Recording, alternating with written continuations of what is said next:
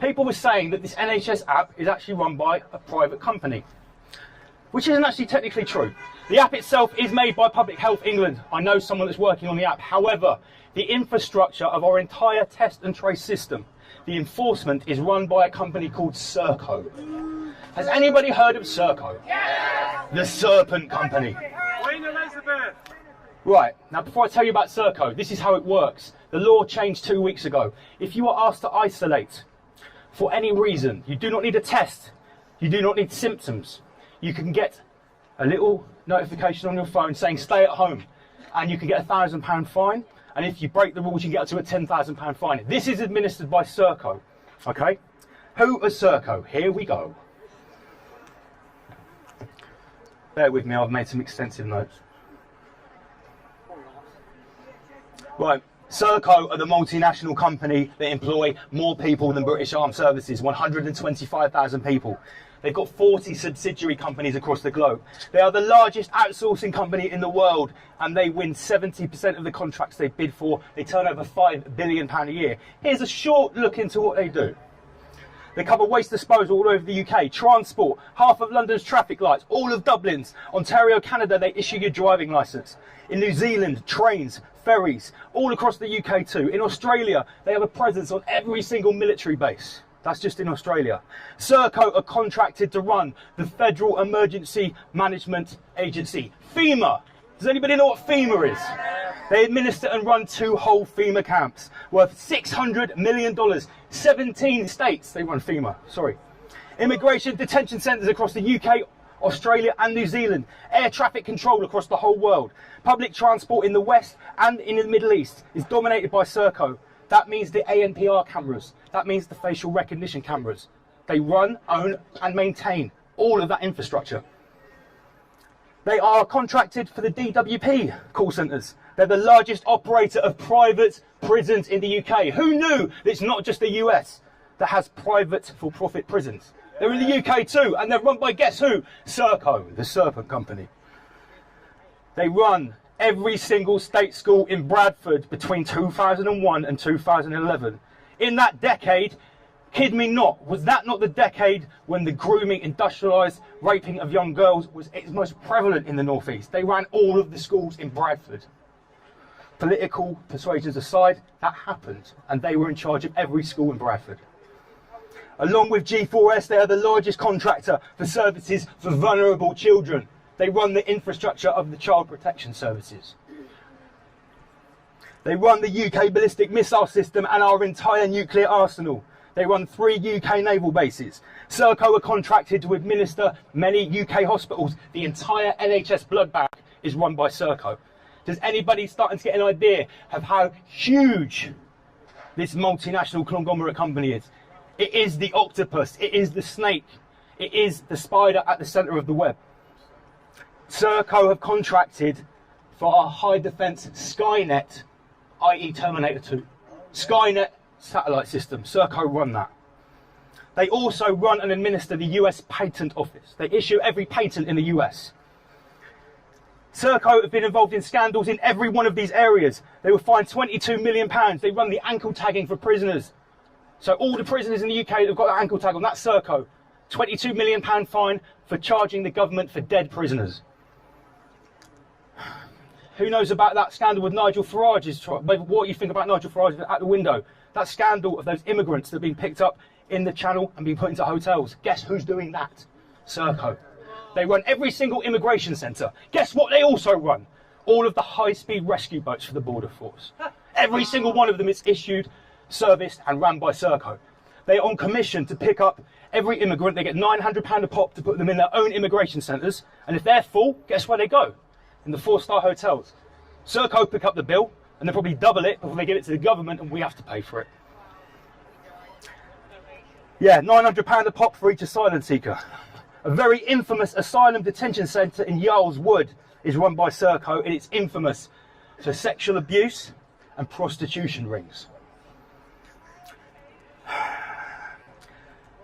They've lost lots of contracts for malpractice. In August, they got £108 million to run test and trace. And for the first few months, everyone was just sat around watching Netflix. They had contacted an average of 2 people each. £108 million we spent on that. So, who owns Serco? Serco is owned by CCL, the Crown Corporation Limited. Who owns the Crown Corporation Limited? The Crown Estate. Who owns the Crown Estate? The Crown. It's owned by the Crown. Corona means crown. Does anybody know that? Yeah. Corona is a crown virus. It's the virus of your highness. Okay. CCL and the Privy Council have the golden share in Serco, based in Hook in the southwest. There are 2 other companies I'm going to expose. They're all in the southwest too. Who's heard of Kinetic with a Q? Who's driven out past Verwood and seen that big sign? Kinetic are the cyber defence and military wing of Serco. They are also owned by the Crown. They are the same institute. Serco have an $8 billion US defence contract and Kinetic have a $9 billion US defence contract. There is also another institution of this unholy trio. Who's heard of the Pirbright Institute? The Pirbright Institute in Surrey was responsible for foot and mouth. They also work at Porton Down. It was started by Sir Lord Pirbright, Edward de Worm Rothschild, linked with Cecil Rhodes and the Round Table and the Pilgrim Society. Does anybody know who those people are? Starting to paint a picture, guys, yeah? It's not just a private company. Pirbright Institute owns 200-acre site with Kinetic with a satellite defence system and an underground base. Now, Pirbright have the patent to a coronavirus. Who knows how many patents on coronavirus? It's in between 60 and 70. For various different strains, there are 60 to 70 patents. Pirbright has the main patent on coronavirus. Guess who granted the patent? Any guesses? It was Serco, because they run the patent office. Painting a picture yet, guys? Lord Pirbright Rothschild, who started the Pirbright Institute, was a spiritual mentor of Cecil Rhodes, Alfred Milner, the Pilgrim Society, DERA, which is the Defence Evaluation and Research. This is the military-industrial complex. We're talking about the military-industrial complex. They're the progenitors of MI5, MI6 and GCHQ. It all came from the Pilgrim Society and this group of institutions. Right, they also funded eugenics. Does anybody know what eugenics is? It's racial selective science. Along with the Rockefeller Foundation, the Pirbright Institute and the Round Table Society are involved in funding Nazi experiments. After the Nuremberg trials, they continued to fund it. They also created the idea of concentration camps in the Boer War. So we have the theme of concentration camps, eugenics, vaccines and defence companies, all involved in this unholy trio of track and trace.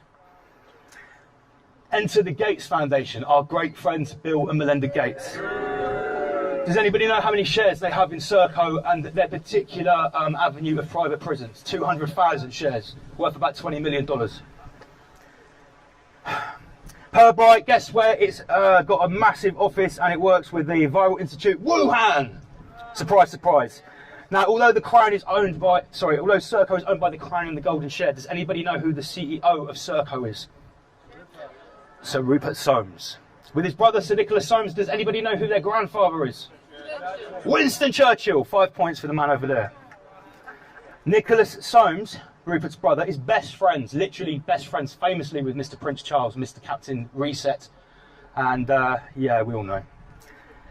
Famously, Nicholas Soames warned Princess Diana 6 months before her death to stop investigating landmines. Do you know why? Because he's the CEO of Aegis, one of the biggest military industrial contractors, which is also involved in landmines. In Australia, they have oh, sorry, I've skipped back. Okay, so, right, I'm now going to go down a bit of a further rabbit hole. Nicholas Soames is best friends with Prince Charles, so by default, guess who he's pictured with many times and also good friends with? Jimmy Savile. His brother Rupert Soames, the CEO of Serco. Guess whose flight log he's on with his wife Millie? Jeffrey Epstein is intrinsically linked with some of these military-industrial complexes through Lockheed Martin.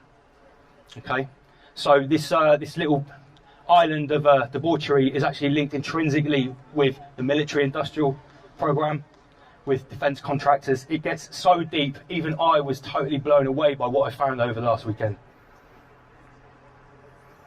So basically, the man is the CEO of Serco, owned by the Crown, is going to administer a system that when you sign your permissions to the app, now, you know, when we have apps, Everyone is so scared about the permissions for Snapchat. Oh my God, what's it going to do? What's this flashlight going to do? Can you imagine when you press I accept on the test and trace app that comes from Serco, the biggest military industrial contractor in the world? Can you imagine what the small print says in that app? I can tell you now that it is it's not probably, I've seen the research, it's the biggest backdoor into your phone that you can imagine. That's one thing. You're also entering into a contract where you can get a notification at any time for any reason because you've been near to someone that allegedly had a test that's totally inaccurate for coronavirus, and you have to go home right now and you get a £1,000 fine. Who's going to be administering it? Serco, the people that administer the ankle tags for prisoners, the people that administer mobile prisons, nuclear defence, blood banks. Is this the kind of people that we want to be entering a contract into? And they're going to be able to say to us and dictate to us what we can and can't do. Does anybody want to enter into that contract? Has a single person here downloaded that track and trace app? Good. I've got some bad news for you. I've got lots of people that contact me from various different sources, different places. I was contacted last week by a young lad who has not downloaded the app. He showed me a screenshot of his Google settings. He's got COVID-19 turned off and he's still got a notification. It knew his name. And it said, you've been near an infected person, you have to isolate. And I informed him that's a risk of a £1,000 fine. He said he'd leave his phone at home. Has anyone researched the Chinese credit system? Has anybody researched what's happening in the Xinjiang province in Western China? They're using a social credit system linked in with the COVID-19 app that uses a QR code that is red, yellow or green. Maybe, no or yes, which dictates your entire life. That's now been integrated with the Chinese credit system, and in one province it's used to decide who goes to the internment camps, or the re-education camps as they're called. The BBC admits they have 1 million Uyghur Muslims in concentration camps that are put there digitally. Now in Xinjiang, they're not allowed Facebook, so they don't have photos uploaded and it's not tagged.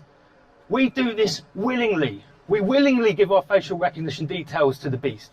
In Xinjiang, if you don't comply, they strap you down to a board and they forcibly scan you. And once you're scanned to the facial recognition, you don't even need the app, you don't need the QR code, it's your face, a digital patch. And when it's scanned, it says trustworthy, untrustworthy, or maybe. And if you're untrustworthy, you've already got 1 foot in the internment camp. Is this surprising to anybody here, or did you guys already aware of quite how bad this is? Because unfortunately, most of these poor bastards walking up and down here, some of them think we're completely insane. Some of them think we're just nutters that have watched one YouTube video and come to these crazy conclusions. Well, I urge everyone to go to listen in or to watch the whistleblower thing tonight. I'm looking to get whistleblowers on my channel. My channel is called Double LMC, that's my name, it's my artist name, and the show is called Rise Above. So for everyone that's tuned in, thank you very much. For everyone that's sharing what I'm trying to put out, please do, because things are getting so close. The World Economic Forum has now said that the Great Reset happens in January 2021. Straight from the words of Klaus Schwab, the head of the World Economic Forum. It's talked about by Prince Charles, it's talked about by David Attenborough every day this week in the mainstream media. It's coming. Secure your assets, batten down your hatches, make networks of like-minded people, and prepare for the storm. Guys, thank you very much. Rise above. Oh yeah, sorry. Would anybody like to ask me any questions? I'm not an expert, guys, but I've done an insane amount of research. Would anybody like to ask me any questions on Serco, on the Rockefeller Institute, on anything that I've been researching or anything I covered? Just a reminder. When we put our names in a notebook with our names and addresses, whatever. Yeah. General question: when we put our names and addresses down for people in the notebook, how does that affect data protection? Because they're given to someone we don't know what they're going to do with it. Yeah. And we've heard some people getting some really strange phone calls. That's a really good question, and that's been brought up before. Basically, it's already in the mainstream media that the NHS Track and Trace app completely breaks all GDPR laws. That's already been discussed, looked at. I'd like to think that when you go into these places that aren't playing the game with the app and you write your name down on the piece of paper, they probably just take a cursory look of it and put it in the bin. Is everybody aware of the thing you can download that gives you the fake track and trace screen on your phone? Yes! Now that's good, yeah, but I would say that should only be used when you literally cannot access a service, like if you can't get on the train, if you can't get on the tube. We need to combat people. We need to challenge them. We need to say, this track and trace system that's limiting your business to 25% capacity, how long can you survive under this regime? We need to push back. Every small, medium business that's complying with their own downfall, we need to push back. Put the responsibility and the onus back onto them. Oh, sorry, yes. One of the big issues is Freemasonry, and how does that, you've never mentioned Freemasonry, but that's central to a hell of a lot of what's going on. You're absolutely right. It's a very good question. It's absolutely central. I haven't talked about it today because for a lot of people that haven't looked deeply into the occult, it's a little bit of a deal breaker. Has anybody noticed there are certain numbers which are appearing very, very consistently throughout reporting, throughout case numbers? What are those numbers? Anyone? 33 and 66. Right, okay, so the rule of 6. It's not the rule of 6, the rule of 666. 6 people, 6 feet apart for 6 months. That's the rule of 666. Everyone knows about Event 201, the Johns Hopkins Institute and the Rockefeller and Bill Gates simulation last October. Does anybody know there were 5 more? Anyone? In 2018, there's one called KDEX, which was also a simulated roundtable event of a respiratory outbreak. That was exactly 666 days before the March announcement of the real coronavirus outbreak. I read it in the blog, I went on the calendar and looked at it myself. It is literally exactly 666 days. Does anybody want me to talk about this a bit more, why they use the numbers? Yeah. Okay, so why would you use numbers like 33 and 666 and many others that have been mentioned? 3 6s, 9s, 1s and 2s. Why?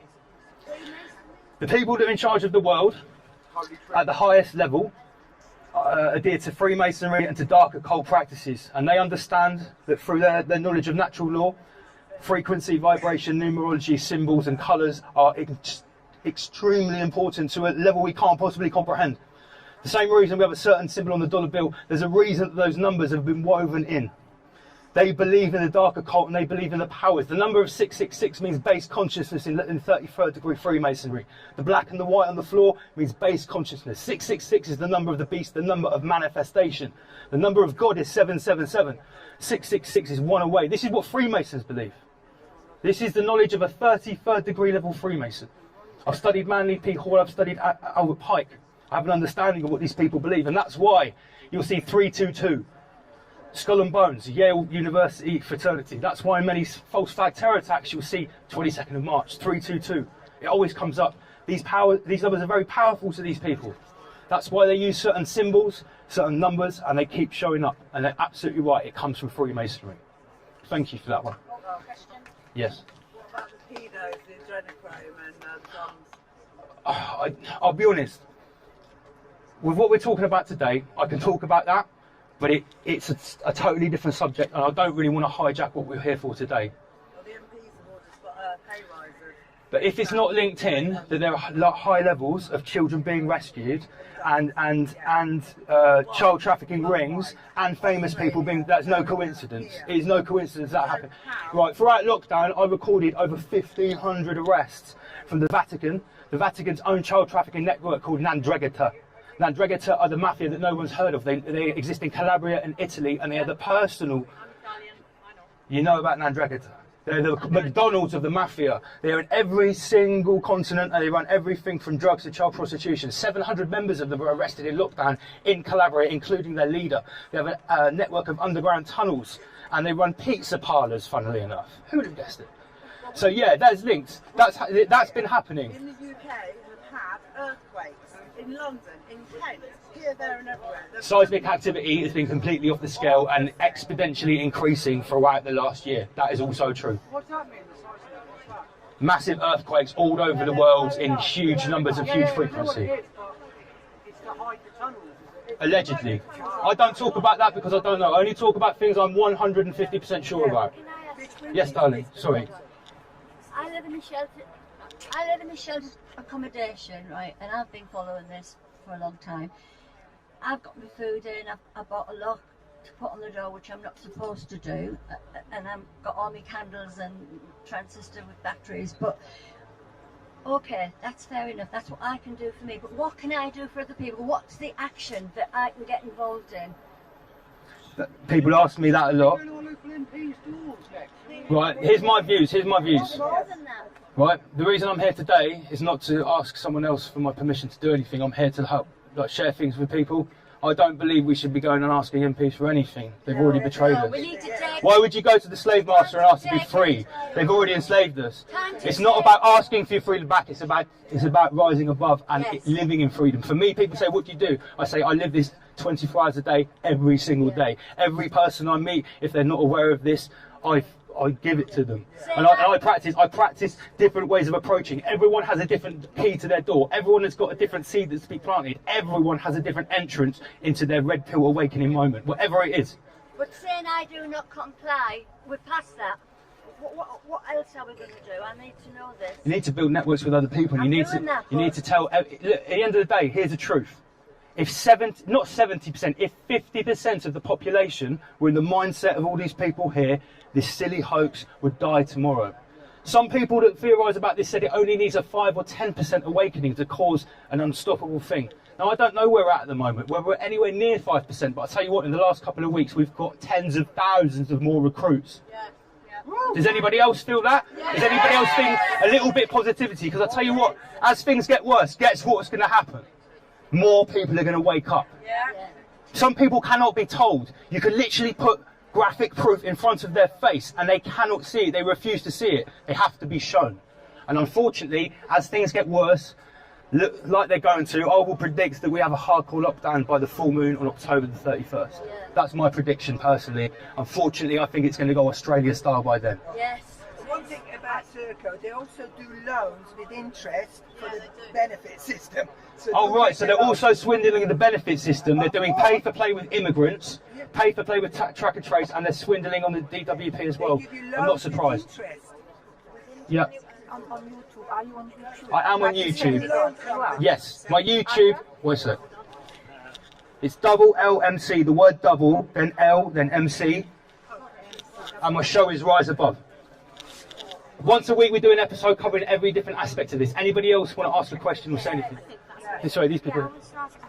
You're worrying me because I thought if you don't install the app, you'll be all right. So are you saying don't take your smartphone with you anyway? What I'm saying is step one is on iOS or Android. If you're on Android, go into your Google Apps, and there's actually something called a COVID-19 identifier. You turn it off. I mean, that's step one. Unfortunately, if you've had an update on your phone, it's on there, you cannot delete it. It's undeletable. You'd have to go 3 updates back to get rid of it, but you can turn it off. Don't update your phone then. Go and get a Nokia 3310. Happy days. Yes, mate. Sorry, mate. What's the financial reset? How's that going to be? Okay, I'll talk about the financial reset. I've got various people that follow the markets, gold, silver and cryptos, and I invest a little bit myself. And I was told in August last year that our global financial system of fiat money, borrowing things that aren't there and making up fake money, is well over 10 years on the life support system. They tried to bring it down in 2001. So it has to go, no matter what. A good outcome, a bad outcome, it has to go. The IMF and the WEF, the International Monetary Foundation and the World Economic Forum, headed by Klaus Schwab, have now openly said, along with all their glitzy videos, that the grand global reset happens in January 2021. And they're talking about moving us to a system of stakeholder capitalism that involves a one world digital currency, which will actually get rid of all middle banks. So every high street bank that you can imagine and the ones 3 stages above that are all gone.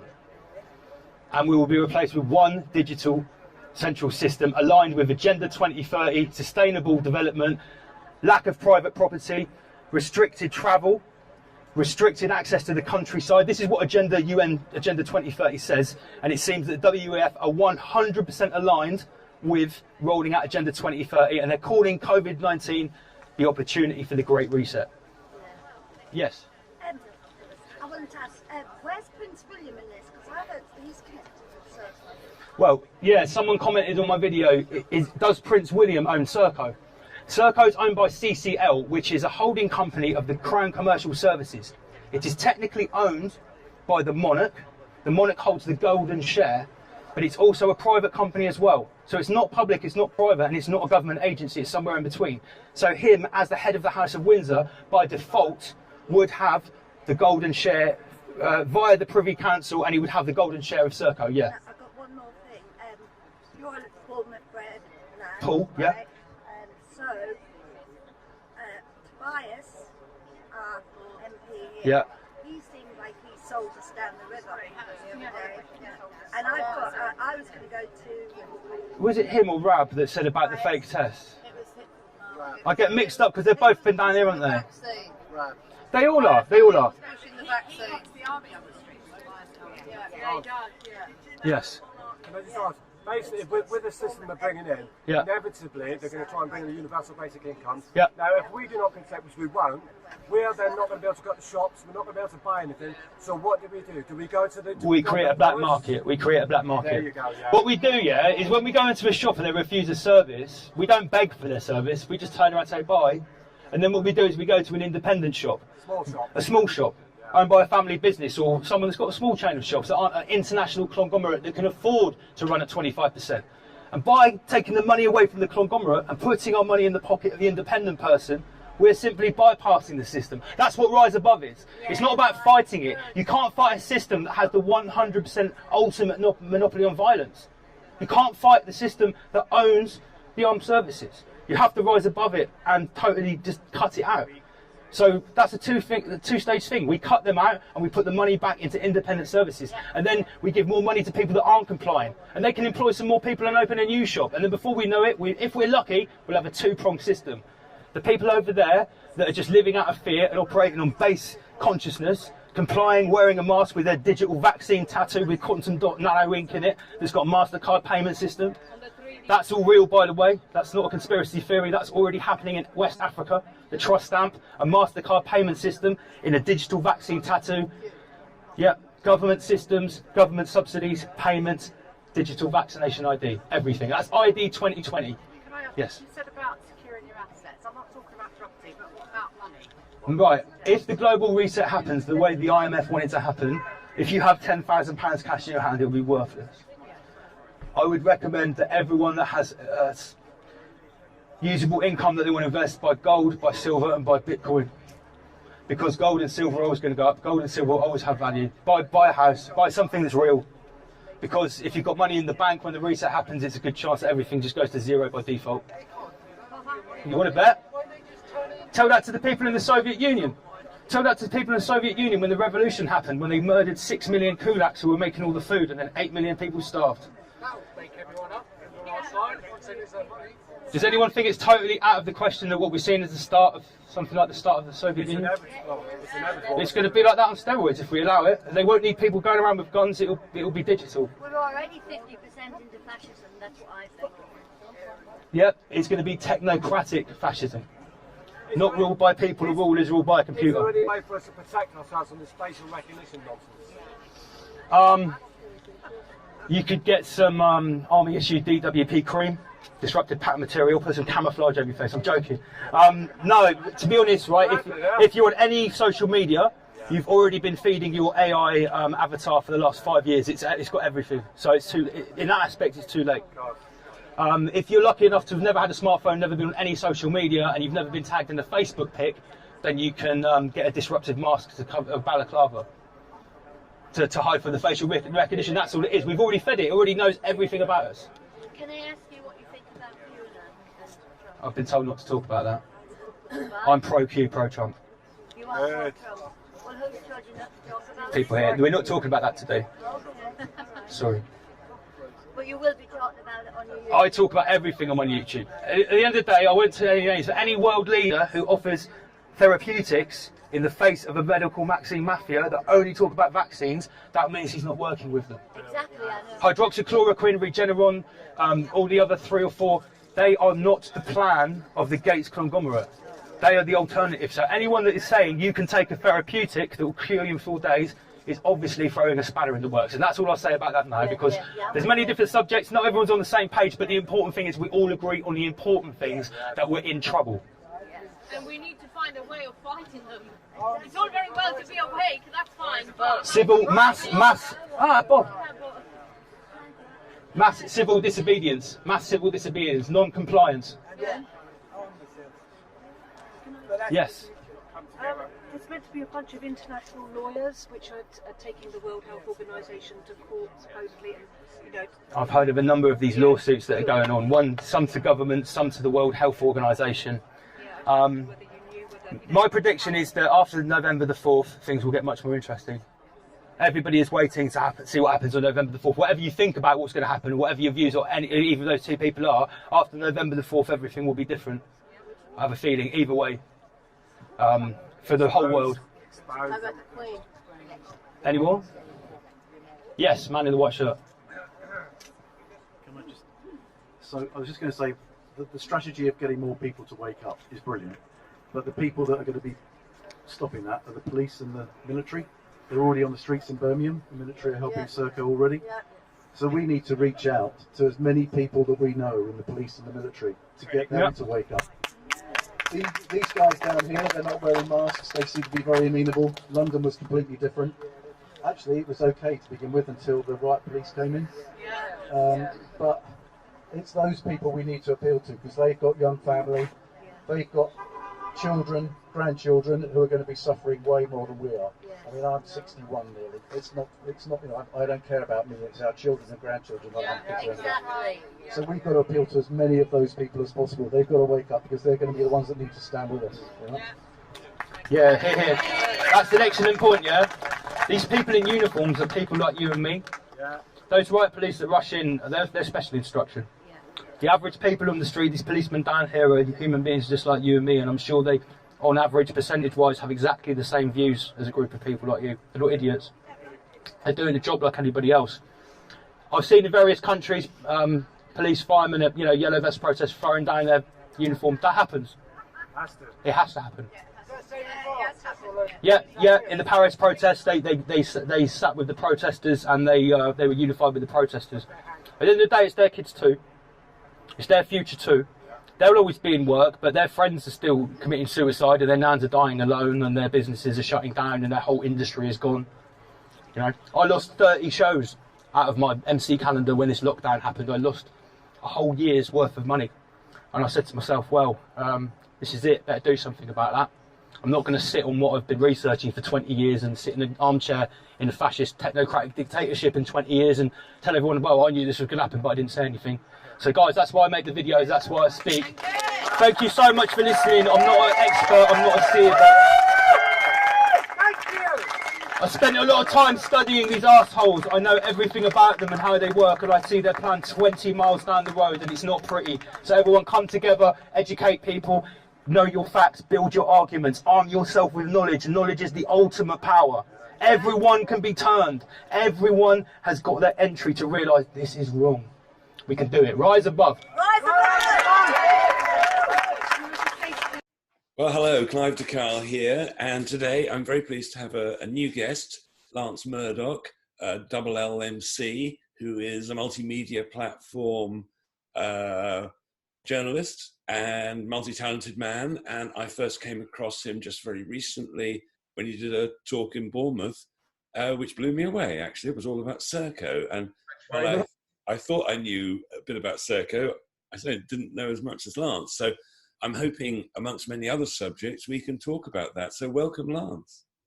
First of all, yeah, thanks very much for having me on, Clive. I'm really honoured to come on your platform. It's been, it has been a little bit of a roller coaster for me since I made the track and trace video primarily, and then 1 week later, I did that speech on the sort of steps of Bournemouth Town Hall about Serco.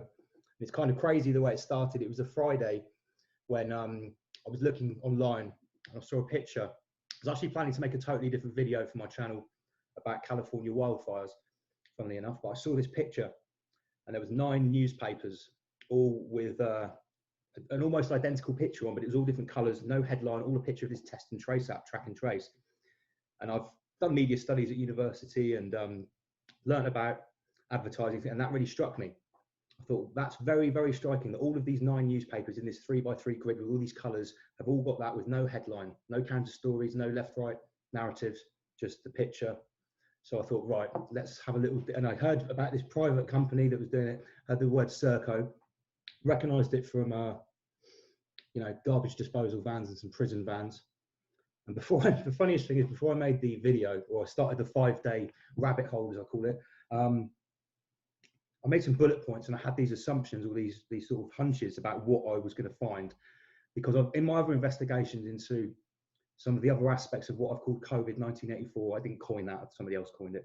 I've been looking into ID 2020, and there's always this intrinsic link between digital biometric ID agendas and companies and institutions that are to do with penal reform and care of prisoners. There's a very strong link between the private prison system and this oncoming digital ID that we seem to have forced upon us.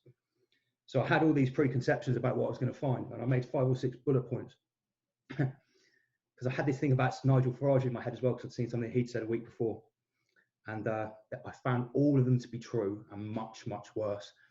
I basically found links with Serco that stretched as far into the military industrial complex as you could go.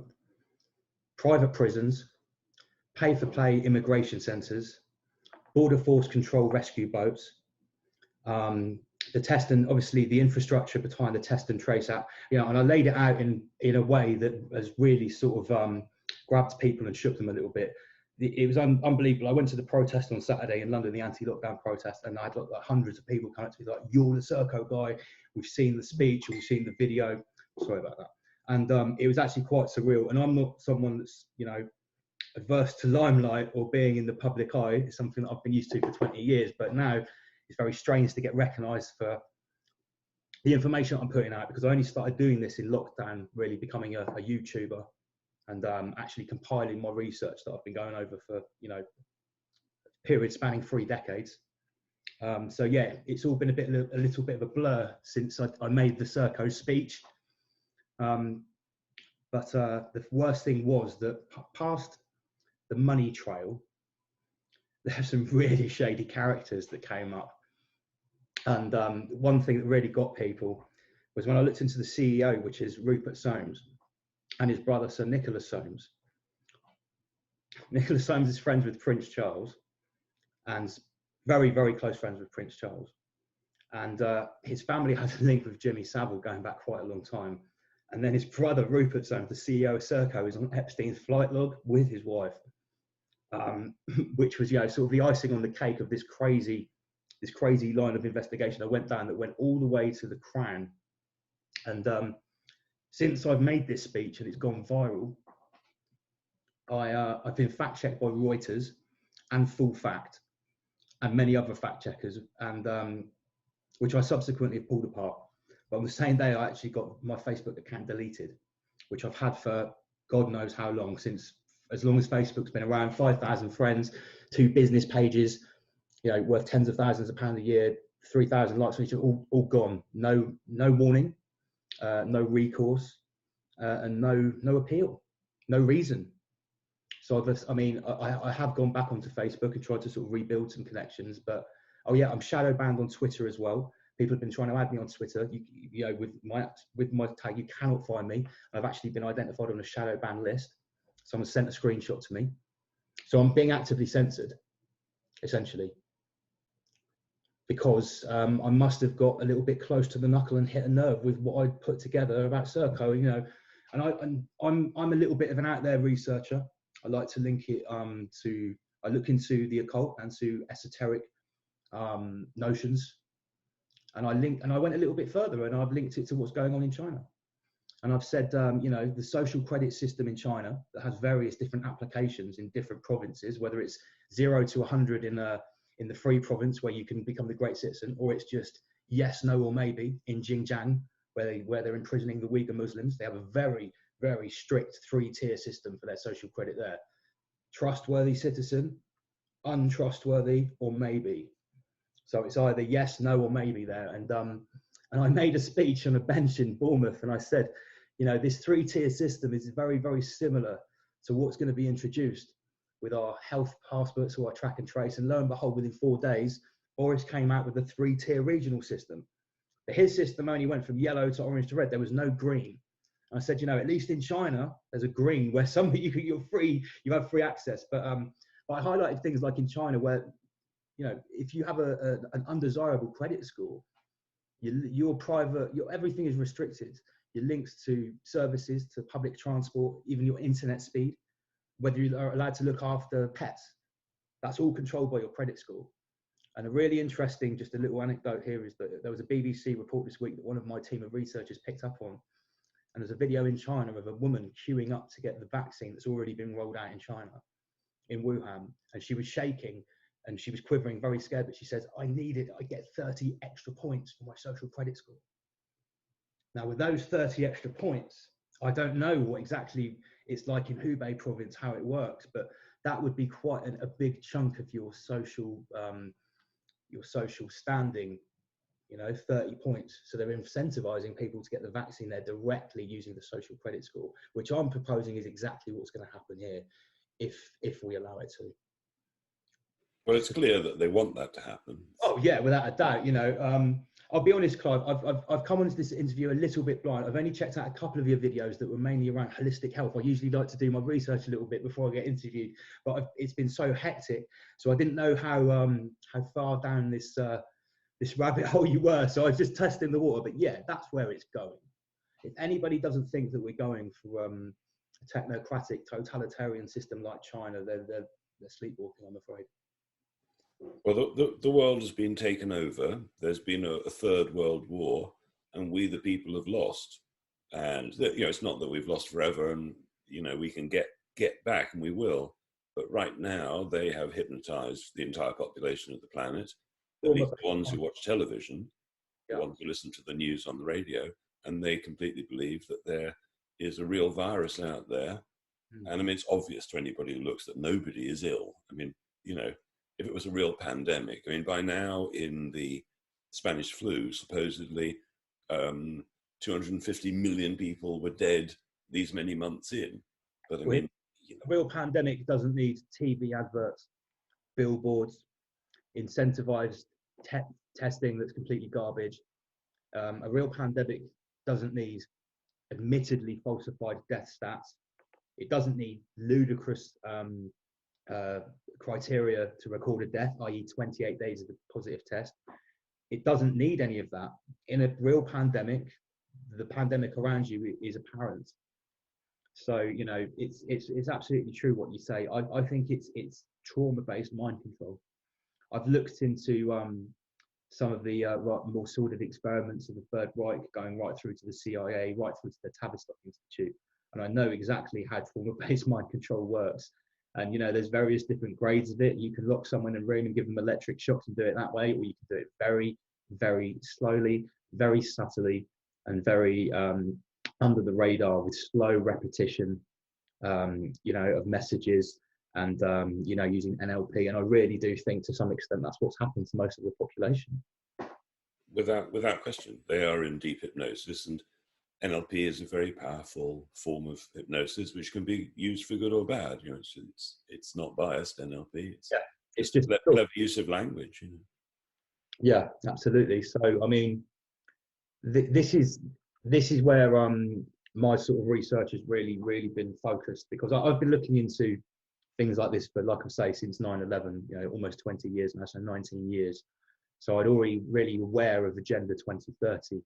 I was obviously totally aware of what Bill Gates is all about, unlike some people that actually still seem to think he's a well-intentioned philanthropist. You know, I was well aware of Agenda 21 and how it relates to 2030. I hadn't come across ID 2020 until lockdown, which was absolutely blew me away. I couldn't believe I didn't already know about that. That was just the final piece of the puzzle for me. And when I started really to go into this in my series called COVID 1984, and I was just, what I was trying to do with these videos is basically provide like a show that's entertaining, visually pleasing, got music in it, and it's grassroots enough to be able to explain these things to someone that has no idea about them, but it's also going to give enough meat on the bone for people that are fully aware of the agenda to go, holy shit, I didn't put that particular bit together as well. So I'm trying to, and touch wood, so far that's the response I've got. People have said, I've showed your videos to my mum, my dad, my nan, you know, and they had no idea what a data-enabled vaccine was, or, you know, the actual mechanics behind what the mainstream media will tell you is a ludicrous conspiracy theory about implanting a microchip inside someone. When you show them the articles to actually elevate their level of understanding that the idea of putting a grain of rice microchip in someone in a mass vaccination program is such old technology, What we're looking at now is something like 30, 40 years in the future from that, with the nano ink and the luciferase, digital quantum dot tattoo, the 400 hypodermic needles. You know, that's way in advance of in putting a chip under your skin that you can feel, that, you know, an RFID chip. And people are still debating whether that's a conspiracy theory or not. Well, there are people literally walking around with RFID chips now. I saw someone at the back end of 2018 do a contactless payment with an RFID chip in an airport. The guy from somewhere in the Middle East, quite rich, was on his phone, and he literally went up to the debit card machine with his wrist and made a small contactless payment. And that was at the back end of 2018. So, you know, I think the whole narrative to even suggest that it's a conspiracy theory that Bill Gates' ultimate plan is to vaccinate 7 billion people with a microchip, or a data-enabled vaccine, is far more advanced than injecting a single RFID chip into somebody. And when you actually present the evidence that they've laid out quite graphically in journals, in their own writings, this is what we're pumping tens of millions of dollars into. This is what is developed. This is what your children will be having. You know, they're talking about this hypodermic patch tattoo that will put this, essentially it's nanotechnology. They'll put nanotechnology into you that can be read with a smartphone to check on you and stuff like that. Well, people worry about being tracked. What do you think that is? That's not just tracking your whereabouts. That's tracking all of your biometric data. That's turning your DNA into the data. And talking of DNA, they are going to be changing your DNA. Yeah, with the RNA vaccine from Moderna. Now, Clive, as you know, yeah, words are very important. So what Moderna, yeah, what is it? It's modus, operation, RNA. But it's in the word. Moderna is mode. You know this, mode RNA. And most people, you know, I'm no expert on vaccines, but I understand that this vaccine that Moderna are proposing and making is completely different, completely new, and in a league of its own to any other vaccine, because it uses gene editing technology. Exactly. What could possibly go wrong with genes that have never been around in a human being before? Well, one thing that which I've hypothesized is that the first thing that will happen once you have the first generation of gene-edited humans is that they will no longer be humans. They'll be a post-human, and they will be a type of hybrid that has been touched by the hands of man and therefore patentable. Well, they won't have human rights, that's for sure. No, I think I think, you know, as far out as this might sound, I know that the people at the very height of this global agenda to digitally enslave us are dark occultists, and they really the plans that they have for us, if I was to really lay them out as I understand them, most people would be really quite shocked and would think I'm quite crazy. But this goes far past just vaccinating everybody. It goes far past having a digital payment system or even a biometric ID. Those are the surface reasons for this. I truly believe it is so that they can patent our DNA and therefore actually physically own us.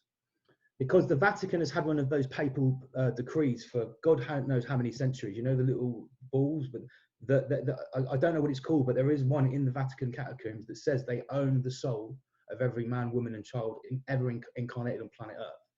Now, whether we believe that, they do. That's what they believe, and they believe by creating that paper ball and wrapping it in the gold and putting the cross in it, that decrees it. But it seems to me like what's actually going to happen, what is being proposed as we move towards Agenda 2030, the singularity, and we're because that's what the singularity wants. It wants 30 to 40 billion 5G activated nodes on the smart grid. But what not many people understand is that 8 to 9 billion of those are projected to be humans. Are you familiar with this? Have you looked into the AI aspect of the coming singularity and what the Internet of Things actually is about? Well, I had the unfortunate pleasure of reading Kurzweil. Ray Kurzweil's book, I don't know, 15, 20 years ago, and I thought that was terrible. And I Yeah. thought he was a very, very dangerous man. No shit. But they all are. I mean, there's a whole bunch of them, and they're all in cahoots, basically. Yeah. Well, their ultimate plan is that when the singularity comes, which is what they've coined it, where every device on planet Earth will actually be a node in the 5G network, or by then it could even be 6G. So what that means, it will be a transmitter receiver, a moving transmitter receiver. Because with 5G, it's you have to have you have to be near to the poles. It's like Wi-Fi. But what's projected into the future is when there are 20 billion devices, 30 billion, that 7 to 8 billion will be us. With whatever kind of nanotech that is envisaged to go into this implant, neural lace, whatever it is envisaged to be part of a node on a future singularity network. This is what Kurzweil and people like Musk, sort of, that's what they have wet dreams about. Yeah. Luckily, it's not going to happen because enough people are going to wake up. Yeah, exactly. I mean, clearly there are going to be people queuing up to get vaccinated, and I'm a bit sorry for them. But I think there will be enough of a backlash from clear-minded people who aren't watching television and listening to the news, who can see through the bullshit. I mean, it's the most incredible bunch of bullshit that you could possibly conceive of. It's quite staggering. It's quite staggering what they've managed to accomplish here. And I do keep asking myself the question: if you are going to do this, would it have not been easier to actually release a virus that did kill loads of people, like was projected? No, they're never going to do that because they've got their chauffeur and their cook and their gardeners. They don't want to risk a real disease. That would be insane. The people who think this is released on purpose, that's just not the case. I've met loads of the super rich, and So you think it is a complete and utter farcical hoax? SARS-CoV-2 doesn't exist at all. It's just like the flu any year. It's a detoxification event that goes on, and because the thing is, right, I followed the Wuhan narrative and the paper trail from Fauci to Fort Detrick to Wuhan with the $3.5 million and the research with the bat from Yangon and the attenuated virus and all that. And that's all well and good. But there's still no evidence that it exists because it hasn't been isolated. By the CDC's own words, SARS-CoV-2 has not yet been isolated. I've seen someone wrote to Public Health England for the information request. Is there any evidence? Have you got any actual evidence that it's been isolated without using the amplification of a PCR test? There is none. But no virus has ever been isolated. No virus ever. No vaccine has ever worked. The whole thing is. So, I didn't know about this whole thing about whether viruses actually exist or not until this lockdown happened. It hadn't something that I'd looked into. I hadn't really come across the notion as to whether, or the question rather, as to whether viruses were actually real or not until lockdown happened, and I started going right down the route of really looking into what was going on with this COVID thing. So, are you actually of the thinking that viruses are sort of a hoax in themselves, and what we're talking about is the shedding of exomes? Well, I noticed 30 years ago, for instance, that I heard two stories all the time. One of them was that doctors, GPs, don't get ill. If it was really contagious, they're being sneezed at, coughed on all day long, right? And, if these things are really contagious, there'd never be any doctors. They'd all be at home in their beds. And then I also realized, I heard the story from loads of my friends, they were really overworked and they got on the plane to go on holiday and they were so looking forward to relaxing, and they get on the plane and they go, oh, now I can relax, I'm on holiday. And bam, they say, it was the air conditioning. I got the flu or a cold. It was in the air conditioning on the plane. No, it wasn't. It was the fact that their body had suddenly realized this person is now relaxed. They've got 2 weeks off work, perfect time to detox, and all this snot comes out and they have a good detoxification event. Right. So, the whole idea of contagion is a very convincing idea because we've all believed we've seen it. Germ theory and terrain theory. Yeah, I mean, I think most people listening to this show have already discovered that the theory of viruses, the theory of germs, is indeed not just a theory, and the reality is very different. We are. Yeah, I'm very open to this. It's not something that I've done an intensive amount of investigation to myself. I've listened to some sort of alternative people like Rashid Bhattar and Dr. Shiva. I don't trust either of them, by the way. Yeah, I know. I knew you were going to say that, because there's a lot of talk about whether those two are disinformation artists. They are for sure. I think so. Go ahead, go on. I'm no expert on this. I'm more about uncovering the paper trail and the money trail rather than the health aspect. I mean, right at the start, when Dr. Buttar first suddenly magically appeared on the scene, there's everybody's videos getting taken down. I was having my videos taken down all the time, and he's not. And at the start, he was a fearmonger. He was saying the virus is real. You've got to be very, very frightened. The government are getting it wrong, but the virus is real. And the moment he said the virus is real, I realised that he wasn't real. Yeah, was that at the start though? Because I picked up on his videos a couple of months back, and he was basically talking sense about masks. He presented a very good argument about why you should be wearing a mask. And disinformation artists are like that. But when this was back in March, he first appeared on my radar in March or maybe late February, whenever the whole thing kicked off. I was very suspicious right away. Dr. Shiva the same, unfortunately. But there are loads of great people out there.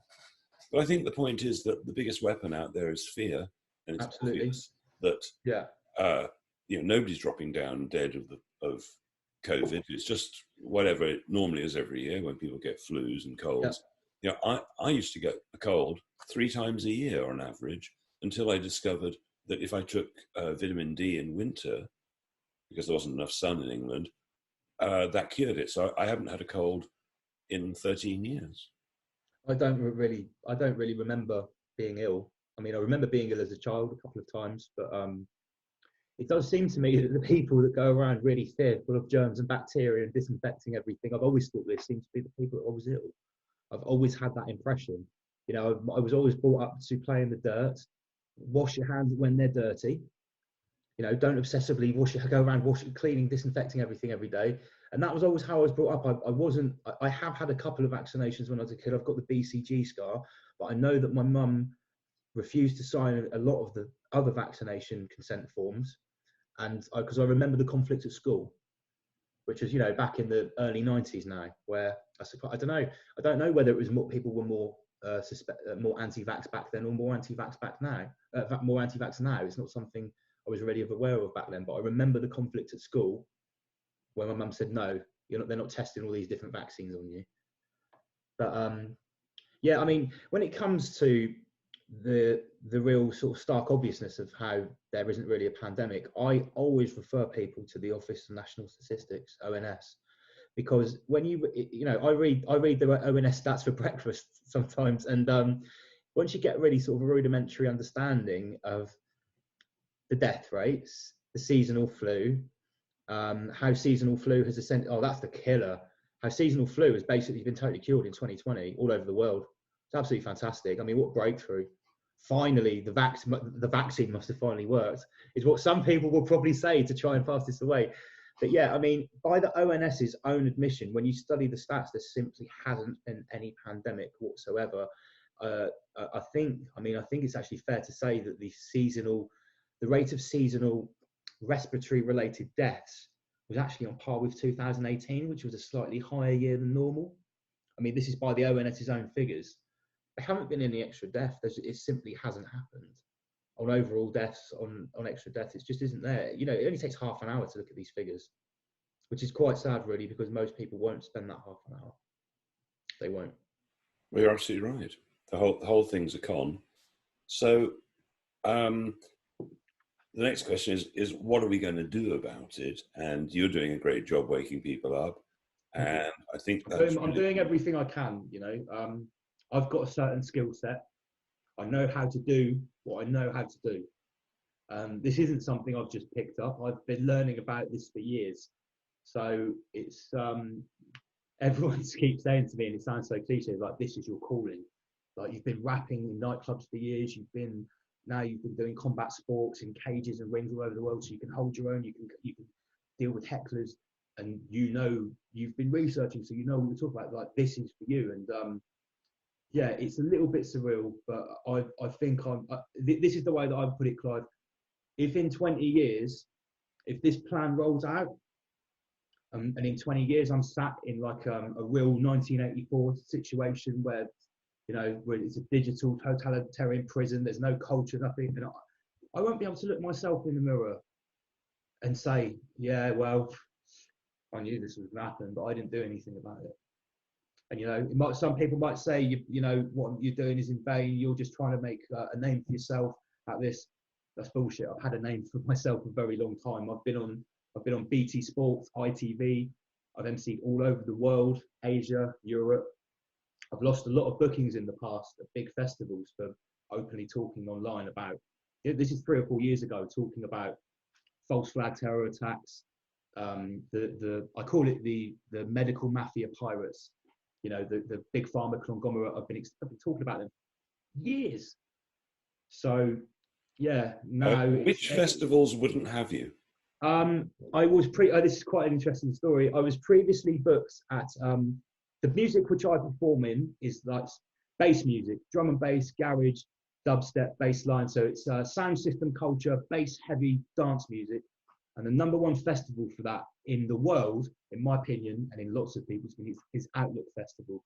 And that's a UK outfit which has been in Croatia, in Pula, the Istrian coast, for like 10 years. And in between 2012 and 2018, I emceed there 5 years in a row. And it was, the booking agent finally blocked me and refused to ever have anything to do with me again over one meme that I posted. And it was to do with when the border thing with Donald Trump was going on, and there was the big hoo-ha about separating children from their parents at the border. And I'm sure you're aware, with a bit of cursory research, you can see that all of those nasty things, those nasty policies were enacted by President Obama. There's a huge child trafficking problem at that border. So hence, children need to be separated from people, yeah? There's all of that very clear narrative that you can... I put one meme up that said, it was a picture of Morpheus from The Matrix, and it was one of those, Neo, what if I told you? And it literally said, what if I told you that if you ever commit a crime with children in tow, at the point of arrest, you get separated. And it was simply that. And what I found out was really the hard way is that in the music scene, people they love to virtue signal, and they're very sanctimoniously radically left wing just because it's fashionable. Not because they're traditional champions of the working class or anything like that, because it's fashionable. And with what was seen as a pro Donald Trump meme, well, I was just pointing out what I thought was an observable fact. If you commit a crime with children in your hands and you are arrested, you will be by default always be separated at the point of arrest and detention. I made a meme and he said, you are, what was it he called? A shit poster or something, someone that deliberately antagonizes people. And I thought I was just commenting on media hypocrisy. But with that one meme, right, you're blocked, you'll never play again, and that was it. And I'd never had anything to do with that festival again. And that's when I sort of realised that there was a lot of that in the music scene. And I made a crossover to combat sports because I'd already started doing boxing, emceeing, MMA, kickboxing, emceeing, which I really enjoyed. And then I noticed when I moved over to that scene, there was a lot more testosterone. A lot less sort of virtue signalling, and whatever your views were, you could quite openly say what you wanted, and that was quite refreshing to me. And I sort of realised that there are a lot of people in the entertainment industry cowards. And with what's happening now, when I see some certain artists that I've brushed shoulders with before, that have waited for their whole industry to be decimated before speaking out and saying anything of things that they've known about for years, I don't have any sympathy for them whatsoever. And hey, not some people might disagree with that, and they might think that I'm an arsehole for saying that, but I was speaking about the great financial reset in August of 2019 and telling people you need to secure your assets. You need to think about what would happen if all of this came crumbling down, because there's a very good chance it's going to in the near future, or it's going to be attempted to be pulled down. And I got loads of stick for it, loads of stick from certain people. Laughed at. Nobody's laughing now. It's from the front of Time magazine this week, the Great Reset. Yeah, and it won't be the first one. I've just got to let the cat in. Hang on. No, don't worry. I'm a cat person as well.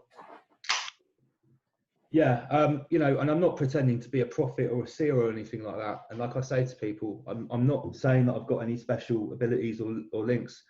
I've just got an avid mind, and I like to read. And you know, I haven't prophesied anything. All I've done is read documents of the architects of our realm and what they plan to do. And they're very open about it. Very open. As you know, I'm sure, Clive. Well, they feel they have to tell us in advance. Yeah. And yeah, I mean, this is something I wanted to talk about, which actually some people they find hard to believe. You know, like predictive programming, when you see sort of like these apocalypse films and stuff like that, and you know, the Contagion film of 2011 or 12, which is essentially exactly the rollout of COVID-19. And you say to people, you know, maybe that was a warning. So, well, why would they tell people what they're going to do? Well, here's the thing. I've studied Freemasonry. I've studied Luciferianism. I've studied the OTO, the Cult of the Black Sun, and all of the dark arts and all of their belief systems. And one thing is always universal. No matter how malevolent we might see these people's actions are, they believe in free will. Because they believe they're following a natural law of some type. And they do believe, and I'm sure I'm not telling you anything you don't know here, Clive, but they do certainly believe that they have a right to do what they want, but we have to in some way consent to it. Now, if that consent is very subversive, i.e., we'll write a paper that only the academic people will read 10 years in advance, and we'll tell you exactly what's going to happen.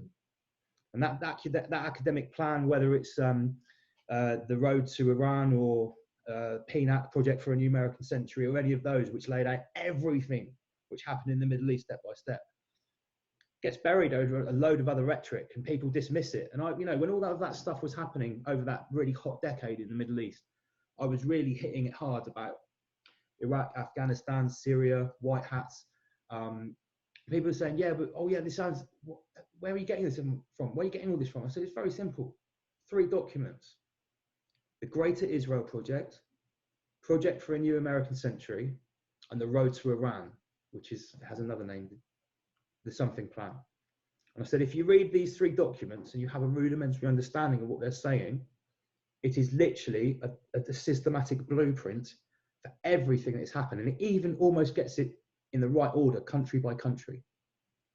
You know, so it's all laid out. And that, to get back to my original point, that is their belief that by putting it out in these plans, whether it's Agenda 2030, the Gavi mass vaccination program, by us acquiescing to it, they believe we're consenting.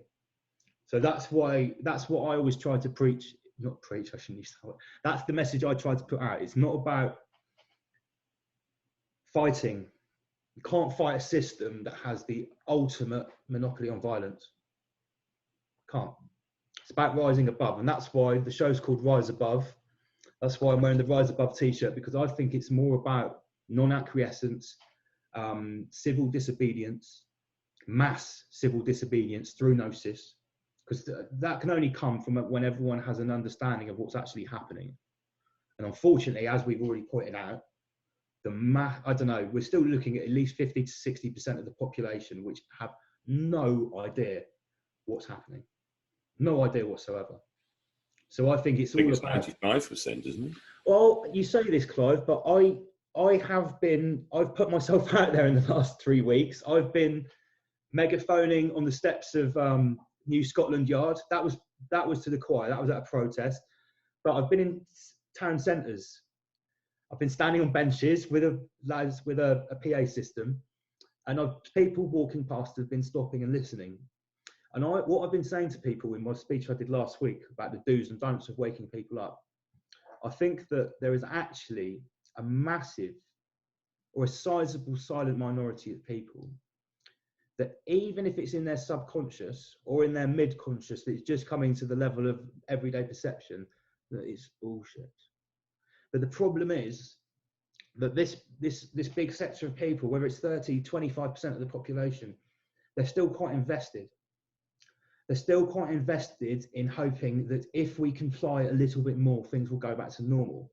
Now, I'm sure you'll agree with me that that's actually a complete misinterpretation of the situation, that the only thing that's going to stop us from going back to normal is compliance. Would you agree with me?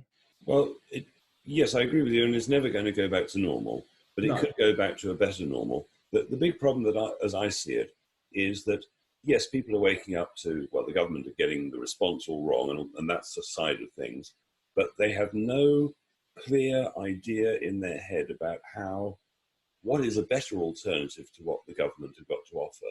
And my view is that we could change like 5 things in the world, and if we just changed one of them, everything could change. And so the 5 things we could consider changing are very simple things, such as the directors of corporations being made individually liable for the actions of their corporations. That change to make corporates responsible. Liability, yeah. That would change a lot. Then the next thing you could consider would be, what are the greatest internet organizations in the world, the most useful? Well, I would suggest they are or were YouTube, Facebook, Google, Amazon, right? Super useful. Now, if they were not for profit, if they were for the benefit of mankind, uncensored, free, not for profit, unbiased, then again, that could be fantastic, just fantastic, because the problem with Amazon is it's destroyed thousands of small businesses. But that could be mitigated. I mean, I'm 66 years old, and when I was growing up as a kid, the promise was that we'd never have to work again. We'd be having a life of leisure, because robots would be making all the cars and robots would be doing everything, and we'll all be having a great time. So yes, now the robots are doing everything, but we're not having the great time that we were promised. Good point. And we could compensate, so to speak, the small businesses who have lost out to Amazon, because Amazon is a fantastic thing. It's a bit like eBay in the sense that, eBay has brought the prices down to a level. It's much harder to charge too much or get it wrong. And, eBay's, but the bigger eBay gets, if you like, the fairer it gets from a price perspective. Very good point. I haven't thought about it like that before. And so that there are rare advantages to growth. And Google's another example. It's grown so big that it is the Library of Alexandria on steroids. Every bit of information used to be there, free to access. It used to. Used to be. So, we can make that change. Take those incredibly popular companies and say to the people who have invested in them, you've done brilliantly. We think, have a medal. Go and retire to your country mansions. Take your helicopter. But, we're going to take over the business. Then we could decide that we could just end war. If we ended war, I mean, who wants the stuff? We'd have all the money to recover the economy. Trillions and trillions. We could stop banking as it is now and use Bitcoin. Yeah. It's a perfect. I think the removal of fiat reserve monetary lending would be a massive step forward. So then we wouldn't be constantly chasing our tail trying to repay the unpayable debt. Precisely. But because people don't understand the whole notion of the unpayable debt, most people don't realise. Yeah. They blame it on capitalism. They think that capitalism is the be all and end all of the problem, which in my interpretation is like, that's barely dipping your feet in the paddling pool of understanding what's going on. I mean, I've got no problem with capitalism. I think it's fine. It works pretty well. Money works very well. We don't have to get rid of money or anything. It works great. It's just that it's being co-opted and stolen. Yeah, charging interest on money that doesn't exist and lending it out, that's the problem. Well, yes, yeah, it's just incredible. There's a reason that usury is a haram in Islam. Well, you know, the only time, I'm not religious, but the only time that Jesus gets pissed off is when he's, you know, chucking money around. Yeah. Yeah. So, you know, so all these things are easily agreeable to, but people haven't grasped how a few simple little changes and suddenly everything could be great. I mean, we the people could change currencies on governments. We could. You know, governments can't have wars if they can't pay.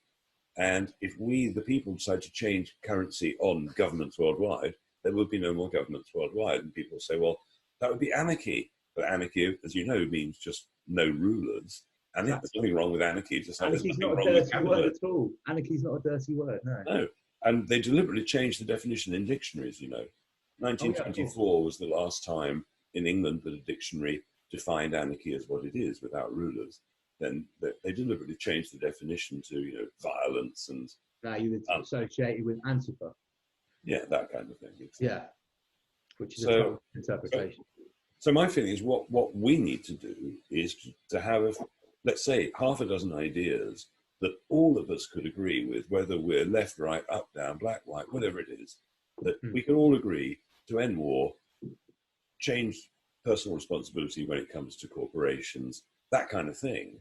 Yeah. Now, if all of us who view ourselves as a bit woken up or whatever it is, got together on a few principles, then all of us combined, everybody who's woken up on YouTube and so on, if we all put out a basic message of this is what we're aiming for, instead of the government and totalitarianism, fascism, stroke communism, this is the alternative. And, you know, the future's lovely. Decentralized networks, small infrastructure, small governments, or no governments. Yes, yeah. I mean, local. You know, we're tribal, aren't we? You know, we used to run our own forest until some pirates came and said, "This is now our forest, and we're going to call ourselves kings, and you're going to worship us and pay us most of your earnings." You know, in other words, we're going to make you slaves. And people believe they're free, but of course they're not in any way, shape, or form. So, well, I think that's the best we can hope for going forward. If the WEF and the IMF want to continue pushing forward with the Great Reset and their one world government, their digital cashless payment system delivered through a biometric data-enabled vaccine patch, if they want to carry on with that, as far as I'm concerned, they can carry on with it, because the more they push that and the more totalitarian they get and the more obvious that is, there are more people that are shaken out of their slumber. And I always think about it, I always sort of metaphorize it as, you know, the pendulum swinging left to right. The pendulum can swing all the way one way. It can go very, very far, but the further it goes, that means it's sooner it has to recourse and come the other way. You know, the yin and the yang, it can't be pitch black all the way through. There has to be white in the black and black in the white, good in the bad. So I really think it's a symbiotic relationship between the push towards totalitarianism and, you know, the evil empire raising its head, and the further step down the road of the great, what people are calling the Great Awakening. Because don't ever underestimate how many people this COVID operation has woken up. It's really, so, you know, I know it from, I've had people messaging me saying, do you know what, 10 years ago I would have literally said you were batshit crazy, but now everything that you're saying makes perfect sense, and I can actually see it with my own eyes. And I've had that from dozens of people. So, you know, there's an old saying: some people cannot be told. You can hold up all the evidence in front of their face, you can give them everything, but until it's apparent to them in their physical daily interactions, or they're out of their comfort zone, they're not interested. So they can carry on. It'll just recruit more to our side, in my opinion. Well, you know, there's nothing like losing your livelihood, your business, and being hungry. Yeah. And to wake people up. And of course, that's the situation way more in some of the third world countries than here. You know, there are a lot of countries now where people are very, very hungry, basically. And I think there's most people haven't clocked this, but there is a huge correlation between GDP of a country and how they're affected by coronavirus, both with the numbers and with the response from their leadership. Because I've clocked that there was at least 3 African leaders which basically stuck their fingers up to the WHO. One was Andy Jolene from Madagascar, who had his own tonic COVID drink and said, no, we don't need your vaccines. And they did not like that at all. The other was the president of Burundi, who kicked them out and died of a heart attack 1 week later, or 2 weeks later at the most, at the age of 54. Pure coincidence. Pure coincidence, obviously. The heart attack not being the easiest way to take someone out with a suicide, hanging from a doorknob. And the third one was Tanzania, who, you know, he did the paw and the goat quite famously. So it seems like those low GDP developing countries, oh yeah, Cambodia as well. Cambodia had 0, they've just said, no, we're not doing that. Zero COVID deaths. Now, obviously, they probably don't record death quite like other countries do, because Cambodia is very poor, but they have equally just said no. So I think it's quite interesting that those countries that have already bitten at the sharp end of the stick when it comes to Gavi, when it comes to Bill Gates, when it comes to WHO, the Wuhan hoax organisation, as I like to coin them, they know what those organisations are about because they've felt the brunt of it before. Because at the end of the day, those developing countries are the testing grounds for the vaccines and the forced inoculations and, you know, all that. So it's quite interesting to look. Oh yeah, of course, Belarus. One of the first videos I made back in June or July was I interviewed some people at a protest, and one of them brought up Belarus, and the president had basically, he refused a lot of money from the World Health Organization. He had refused to do any lockdowns or anything like that, and they've recorded like 60 deaths. And in Belarus, I believe they have in between 5 and 10 million people living there, off the top of my head, which is about the same as Sweden. And they've recorded 60 deaths. And lo and behold, as soon as that story broke, the president, he is a dictator, I will be honest, but he's ran his dictatorship for decades. And all of a sudden, massive colour revolution uprising, like George Soros style. Just like, oh well. There are a couple of other countries, Japan and Taiwan. Right? Japan didn't lock down, and barely anybody died. Yeah. And Taiwan didn't lock down, and they have more visitors from China than anywhere else in the world. Mm-hmm. Yet, again, hardly anybody died. I mean, the whole thing's a farce, but nobody's looking. I'm about solutions, trying to get to a point where people can understand there is an alternative to the government's stupidity. Anything you'd like to say along those lines? I would summarize it like this, and I'll get a little bit esoteric for a minute here. We live in a realm of vibrational energy. So every action, every reaction, every word, every thought, every sound, it matters, whether we believe that or not. So I'd say that if you know that what's happening is wrong, and you know that it's a farce or a hoax, and you're living in your truth, make sure that on a day-to-day basis, 25 hours a day, 8 days a week, you are living in that truth with every breath you breathe, every action you take, every interaction with another living person. Make sure that you connect with them. Make sure that you talk to them about this. When you're out in a shop and there's a ridiculous restriction, ask questions, empower people. Don't make them feel dumb because they don't know what's going on. Make them feel too smart to be tricked. Don't ever underestimate the small things. So no acquiescence, no track and trace, no masks, no social distancing. The most powerful thing we can do, I think, on an individual level, day to day, is live our lives as if nothing is wrong, because it isn't. And when anyone ever questions that or raises an eyebrow, look them in the eyes, greet them with a smile, and explain to them very concisely and very warmly and openly why you are choosing to live your life in defiance of a hoax that is going to be used as an excuse for your demise, You know, I practice what I was going to say when people challenge me 20, 30 times a day. And the weird thing is I don't really get challenged about wearing a mask or why I'm acting completely normally. I just don't, which sometimes disappoints me. But yeah, live the truth every day with every action you take. Make sure that you're letting everyone in your vicinity know the reason why you're not complying and you're not taking part in it, because it's important. Your actions can empower somebody else. That's what I'd say to people. People that aren't, that aren't prepared to do what you're doing with your channel or to do what I'm doing with my public speaking. If people haven't got those communicated, if they want something to do on a day-to-day basis, that's the advice that I'd give them. Live it and communicate it to everyone, all day, every day. Well, very good, and I like what you said. I mean, there is nothing wrong. Everything's unfolding as it should, even though it seems bloody awful. Yeah. We have the opportunity to turn the world into an abundant paradise, which it sort of is, or it is if it was allowed to be, I think. Exactly. If it wasn't for a bunch of psychopaths who've taken it over. Yeah. Maybe their reign is coming to an end. Maybe this is the last struggle of a falling empire, Clive. We'll see.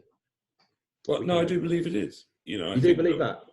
Absolutely. That they are not going to give up lightly, obviously. Well, here's what I'd say, right? If for hundreds of years, some would argue for thousands of years, these people have been the slave masters enslaving us, right? Why, all of a sudden in this year, are they trying so bloody hard with everything in their arsenal, every piece of unreleased technology, 7 billion people being vaccinated? Why are they trying so hard? That's what I would ask people. Anyone that's sitting in despair or no hope for the future, look at it like this. If they were in full control and were not scared of losing control, they wouldn't be trying so desperately hard to take away all our freedom. And like you say, it's not going to work, mate. Absolutely right. Well, brilliant. Good. Well, thank you so much for speaking with me. Thank you so much for getting me on. It's been a pleasure, mate. And have you got any material that people, if they want to know more? Okay, so yeah, well, before I get taken down, I'm still on YouTube. My station is Double LMC, which is my artist name. I present the show Rise Above, which is where I go through all the research.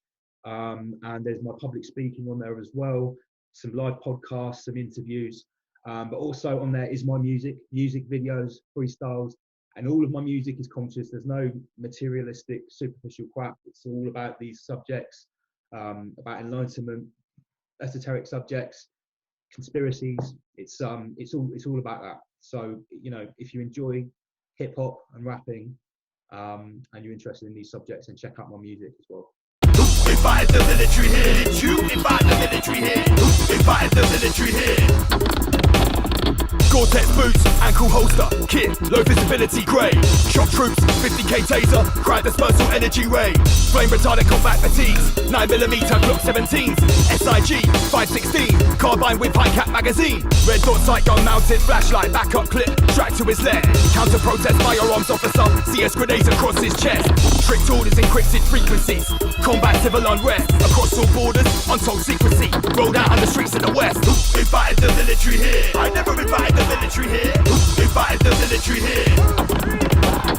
Who invited the military here? Did you invite the military here? Who invited the military here? Yo, smoke clears on the battlefield. Now we can see the opposing force. These guys think they're freedom fighters, but they can't fight for the cause in skinny jeans, Doc Martin boots. Feeble frames are dressed in black. Mask face, dark balaclava, hammer and sickle red communist flag. Minds filled with a poison doctrine, far left ideological trap. Hordes of social justice warriors, protest signs, poised to attack. Radical feminist virtue signals, poorly spelled in luminous green. Pay protesters are useful idiots, get used in numerous schemes. Who invited the military here? I never invited the military here. Who invited the military here? Who invited the military here? Did you invite the military here? Who invited the military here? Containment units dispatched en masse. DEFCON 5, civil war. Activate the takeover plan, all drills are live. Martial law, post-revolution times. Life under curfew, learn to adapt.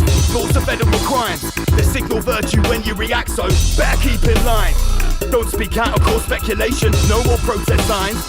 Adjustment camps for re-education for non-conformist minds who dare to rebel or question the state. That's OSF design. Front revolution and crush the debate.